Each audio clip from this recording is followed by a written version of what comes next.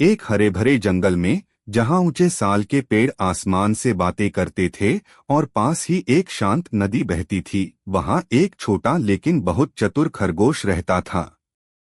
उसका नाम था चिंटू।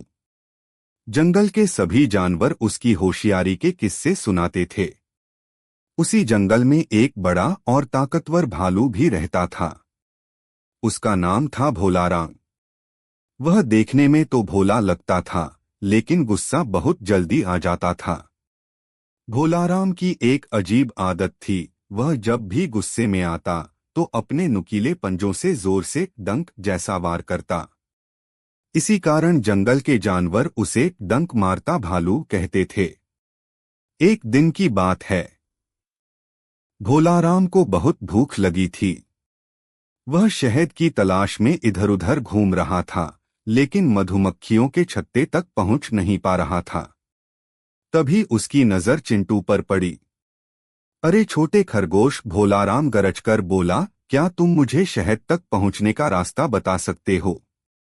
अगर नहीं बताया तो मैं तुम्हें अपने पंजों से डंक मार दूंगा। चिंटू डर तो गया, लेकिन उसने अपनी सूझबूझ से काम लेने का फैसला किया।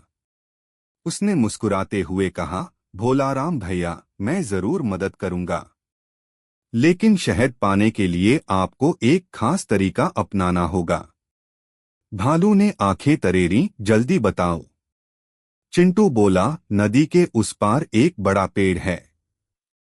उसके ऊपर बहुत बड़ा छत्ता है, लेकिन वहां पहुंचने के लिए आपको पहले नदी में अपना चेहरा देखना होगा, तभी छत्ता नीचे आएगा। भोलाराम को यह बात थोड़ी अजीब लगी, पर शहद के लालच में वह नदी किनारे पहुंचा। उसने जैसे ही पानी में झांका, उसे अपनी ही परछाई दिखी। वह समझा कोई दूसरा भालू शहद लेने आया है। अरे तू कौन है? वह चिल्लाया और गुस्से में पानी पर जोर से पंजा मारा। पानी छपाक से उछला और वह खुद भी फिसलकर नदी में गिर पड़ा। चिंटू दूर खड़ा यह सब देख रहा था। उसने जोर से कहा, भोलाराम भैया, पहले अपने गुस्से पर काबू पाना सीखिए, तभी शहद मिलेगा। भोलाराम को अपनी गलती समझ में आ गई।